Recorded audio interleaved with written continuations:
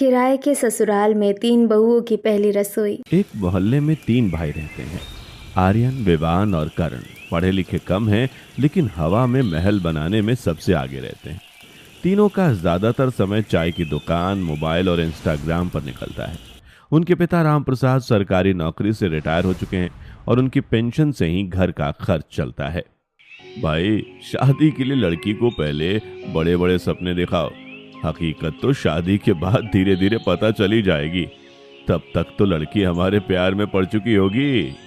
मैं तो साफ बोल दूंगा कि पापा का बहुत बड़ा बिजनेस है। शादी के बाद अपनी कार में बिठाकर घुमाऊंगा। लड़की को लगेगा कि जिंदगी आराम से कटने वाली है। तुम दोनों तो पुराने तरीके से लड़की पटाओगे। मैं तो इंस्टाग्राम पर ऐसी रील दिखाऊंगा कि 5 लाख व्यू वाली रील देखकर ही इंप्रेस हो जाएगी। फिर काम पूछने की जरूरत ही नहीं पड़ेगी।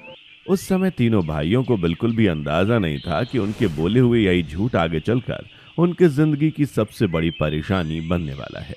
कुछ ही दिनों बाद उनकी मुलाकात नंदनी, सिया और मीरा से हुई। आप अपने परिवार और घर के बारे में थोड़ा बताइए। शादी के बाद जिंदगी कैसी होगी, ये जानना मेरे लिए जरूरी है। अरे, मेरे पापा सरकारी नौकरी से रिटायर हुए हैं। उन्होंने हमारे लिए बहुत कुछ बनाया है। अपना घर है, अच्छी जगह है और पैसे की भी कोई कमी नहीं है। मुझे बहुत ज्यादा कुछ नहीं चाहिए, बस परिवार अच्छा हो और पति हमेशा साथ दे तो इंसान कहीं भी खुश रह सकता है। दूसरी तरफ विवान सिया को अपनी बाइक पर घुमाने ले गया। बाइक भी उसके दोस्त की थी, लेकिन सिया को इसकी जानकारी नहीं थी। शादी के बाद हर वीकेंड तुम्हें लॉन्ग ड्राइव पे ले जाऊंगा। कभी गोवा, कभी मनाली। जिंदगी ऐसी होगी, तुम पुराने दिन भूल जाओगी। इतनी जगह घूमने के लिए पैसे भी तो चाहिए होंगे। तुम्हारे पास इतने पैसे आते कहाँ से हैं? अरे, बिजनेस वाला आदमी हूँ। बिजनेस वाला आदमी पैसा गिनता नहीं, पैसा खर्च करता है। तुम बस घूमने की जगह बताना। ठीक है, लेकिन मुझे दिखावे से ज्यादा सच्चाई पसंद है। मुझे उम्मीद है कि तुमने जो भी कहा है वो सच होगा। उधर करण मीरा को अपनी सोशल मीडिया पर अपनी रील दिखा रहा था। आप करते क्या है? हर समय मोबाइल में ही कुछ न कुछ करते रहते हैं।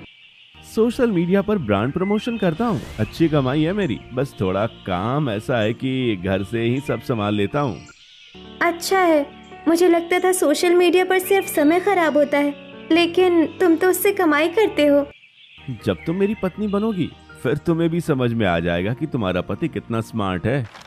कुछ महीनों बाद तीनों ने अपनी मर्जी से मंदिर में सादगी से शादी कर ली। तीनों बहुएं खुश थीं और बड़ा सुखी परिवार का सपना देख रही थीं। विदाई के बाद वे खुशी खुशी ससुराल के लिए निकली, लेकिन कुछ देर बाद गाड़ी एक तंग गली में जाकर रुक गई। आर्यन, गाड़ी यहाँ क्यों रोक दी? तुमने तो कहा था कि तुम्हारा घर बहुत बड़ा है। ये तो बिल्कुल अलग जगह लग रही है। हाँ, बस थोड़ी देर के लिए यहीं रुकना है। अंदर चलो, फिर सब समझ जाओगी। पापा ने शायद घर बदलने का कुछ सोचा होगा। विवान, ये वही घर तो नहीं है जिसके बारे में तुमने मुझे बताया था। तुमने तो कहा था कि तुम्हारा अपना बड़ा घर है। वो घर बेच दिया। बिजनेस में कुछ पैसे लगाने थे, इसलिए बेच दिया। वैसे भी घर तो इंसान दोबारा बना सकता है ना। लेकिन इतनी जल्दी तुमने मुझे कभी बताया भी नहीं कि घर बेचने वाले हो। शादी से पहले तो तुमने कहा था कि हमारा अपना बहुत बड़ा घर है। अरे, इसमें इतना सोचने वाली बात क्या है? बिजनेस में कभी पैसा लगाना पड़ता है, कभी निकालना पड़ता है। कुछ समय की बात है, फिर इससे भी अच्छा घर होगा। तीनों बहुएं चुप हो गईं। सामने 2 कमरों का पुराना किराए का मकान था। दीवारों पर सिलन थी और घर के बाहर बने एक छोटे से बाथरूम को दूसरे किराएदार भी इस्तेमाल करते थे। तभी ऊपर से मकान मालिक की आवाज आई। राम प्रसाद जी, इस महीने का किराया समय पर दे दीजिएगा। पिछले महीने की तरह देर हुई तो इस बार घर खाली करा दूंगा। आर्यन, ये किराए का घर है। तुमने तो कहा था कि ये तुम्हारा अपना घर है। नंदिनी, अब बात मत बढ़ावा। अंदर चलो, बाद में सब समझा दूंगा। तुमने भी मुझसे यही कहा था कि तुम्हारे पास अपना घर है। अगर घर बेच दिया था तो मुझे पहले क्यों नहीं बताया? मैंने कहा था ना, बिजनेस में पैसा लगाना पड़ता है। अब शादी हो गई है तो बार बार वही बात करके क्या फायदा? करण, तुमने भी मुझसे झूठ बोला था। तुमने कहा था कि तुम्हारी अच्छी कमाई है। अब मुझे समझ नहीं आ रहा है कि तुमने मुझसे आखिर सच क्यों छिपाया। मीरा, सब ठीक कर दूंगा मैं। बस थोड़ा समय दे दो। अभी सबके सामने बात मत करो। तीनों बहुएं एक दूसरे का चेहरा देखने लगती हैं। तभी घर के अंदर से आवाज सुनकर राम प्रसाद और सरोज बाहर आते हैं। अपने तीनों बेटों को बहुओं के साथ देखकर दोनों एक पल के लिए हैरान हो जाते हैं। अरे, तुम लोगों ने शादी कर ली और हमें एक बार बताना भी जरूरी नहीं समझा? कम से कम हमें तो बता देते। अरे कोई बात नहीं, अब तो हमारे बच्चों ने शादी कर ली है। अब तुम तीनों इसी घर की बहुएं हो। आओ, घर के अंदर आओ। चलो बेटा, अब दरवाजे पर ही खड़े रहोगे क्या? बहुओं को लेकर घर के अंदर आओ। सरोज ने पूरे रीति रिवाज और प्यार से तीनों बहुओं का गृह प्रवेश किया, लेकिन बहुओं के चेहरे पर उदासी देखकर रामप्रसाद से रहा नहीं गया। क्या हुआ बेटा, तुम तीनों इतनी उदास क्यों हो? कोई बात है क्या? पापा, हम तीनों से बहुत बड़ी गलती हो गई। हमने नंदनी, सिया और मीरा से अपनी असली जिंदगी और आर्थिक स्थिति को छुपाकर और झूठ बोलकर इनसे शादी की है। शर्म आनी चाहिए तुम तीनों को। तुमने झूठ बोलकर शादी की और एक बार भी नहीं सोचा कि जब सच सामने आएगा तब इन बेटियों पर क्या गुजरेगी। रामप्रसाद की डांट सुनकर तीनों बेटे शर्म से सिर झुका लेते हैं। उधर तीनों बहुएं चुपचाप एक कमरे में बैठी थीं। उनकी आंखों से साफ झलक रहा था कि उनका भरोसा टूट चुका है। मुझे लगा था शादी के बाद मेरी जिंदगी बदल जाएगी, लेकिन मुझे क्या पता था कि जिस घर का सपना दिखाया गया था वो घर सिर्फ बातों में था। मुझे सबसे ज्यादा दुख इस बात का है कि हमने अपने पतियों पर भरोसा किया। अगर सच पहले पता होता तो शायद हम शादी से पहले ही सोच लेते कि हमें क्या करना है। अभी सब खत्म नहीं हुआ है।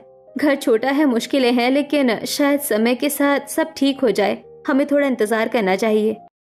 तुम सही कह रही हो नंदिनी, लेकिन मुझे नहीं पता कि हमारे पास इंतजार करने के अलावा बचा क्या है।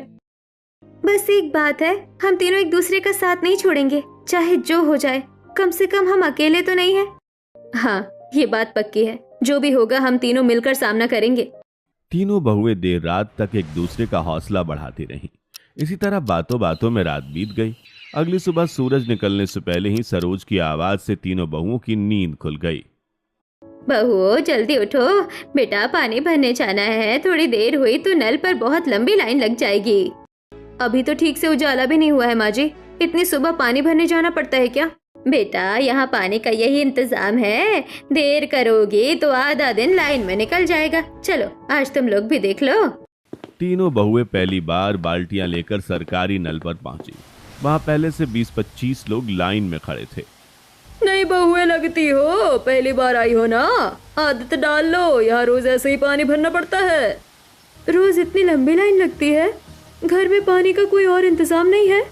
बहू, यहाँ पानी भी किस्मत से मिलता है। जब तुम्हारा नंबर आए तब तक धैर्य रखना सीख जाओगी। करीब 1 घंटे बाद तीनों वापस लौटी, लेकिन घर के बाहर बने बाथरूम के सामने पहले से 5 लोग खड़े थे। माँ जी, यहाँ इतनी भीड़ क्यों लगी है? हम तो समझे थे कि बाथरूम सिर्फ हमारा है। बेटा, ये मकान किराए का है। बाहर का बाथरूम सब किराएदार इस्तेमाल करते हैं। इसी से काम चलाना पड़ेगा। तो सुबह पानी की लाइन, फिर बाथरूम की लाइन और इसके बाद घर का काम। हाँ बेटा, यही जिंदगी है यहाँ की। कुछ दिनों में तुम्हें भी इसकी आदत हो जाएगी। माँ जी, ये तीनों अभी तक सो रहे हैं। इन्हें काम पर नहीं जाना? काम होता तो जाते बेटा। मतलब ये कोई काम नहीं करते? काश करते बेटा, काश मेरे बेटे जिम्मेदारी समझते। तुम्हें ये सब शादी से पहले पता होता तो शायद आज तुम्हें इतना दुख नहीं होता। सरोज की बात सुनकर तीनों बहुएं एक दूसरे का चेहरा देखने लगी। कुछ दिन बाद तीनों बहुओं की पहली रसोई की रस्म रखी गई। रसोई इतनी छोटी थी कि एक समय में सिर्फ एक बहू ही अंदर खड़ी हो सकती थी। बेटा, आज पहली रसोई है, थोड़ा जल्दी जल्दी काम कर लो। सबके लिए खाना भी बनाना है और रसम भी पूरी करनी है। ठीक है माँ जी, मैं सब्जी काट देती हूँ। सिया, तुम आटा गूंद लो, मीरा तुम सब्जी बना देना। ठीक है, लेकिन इस छोटी सी रसोई में हम तीनों कैसे काम करेंगे? ये आज पता चल जाएगा। अगर छोटी है तो क्या हुआ, हम तीनों मिलकर खाना बनाएंगे। आज की पहली रसोई है, इसे यादगार तो बनाना ही है। माँ जी, गैस बहुत धीमी हो गई है, लगता है सिलेंडर खत्म होने वाला है। बेटा, आज धीमी कर दो, अगले हफ्ते सिलेंडर भरवाएंगे। अभी इसी से काम चला लो। लेकिन माँ जी, खाना कैसे बनेगा? अभी तो आधा काम भी नहीं हुआ है। कोशिश करो बेटा, पहली रसोई है, किसी तरह आज का दिन निकल जाए। तभी बिजली चली गई। छोटी सी रसोई में गर्मी और धुएं से तीनों का बुरा हाल हो गया। माँ जी, यहाँ तो सांस लेना भी मुश्किल हो रहा है। एक साथ 3 लोग खड़े होते हैं तो जगह ही नहीं बचती। यहाँ तो ठीक से सांस लेना भी मुश्किल हो रहा है। फिर भी आज पहली रसोई इसलिए खाना तो बनाना ही पड़ेगा। हम थोड़ा थोड़ा करके काम कर लेते हैं। आज की रसोई चाहे जैसी हो, हम कोशिश पूरी करेंगे। इतनी जल्दी और परेशानी में दाल में नमक ज्यादा पड़ जाता है, कुछ रोटियां भी जल जाती हैं। हमारी पहली रसोई ऐसी होगी मैंने कभी नहीं सोचा था। लोग अपनी पहली रसोई की तस्वीरें संभाल कर रखते हैं और हम तो ठीक से खाना भी नहीं बना पाए। मुझे लगता है सब हमारा मजाक उड़ाएंगे। पहली बार ससुराल में खाना बनाया और सब कुछ खराब कर दिया। गलती हमारी नहीं है, हमने पूरी कोशिश की है, बस हालात हमारे साथ नहीं थे। बेटा, तुम्हें इस घर में बहुत तकलीफ हो रही है, ये सोचकर मुझे बहुत दुख होता है। माँ जी, हमें आपसे कोई शिकायत नहीं है। अब जो भी होगा हम सब मिलकर संभाल लेंगे। हाँ माँ जी, घर छोटा है तो क्या हुआ, अगर हम साथ रहे तो शायद एक दिन सब बदल सकता है। और उस दिन हम अपनी पहली रसोई को याद करके रोएंगे नहीं, बल्कि हंसेंगे।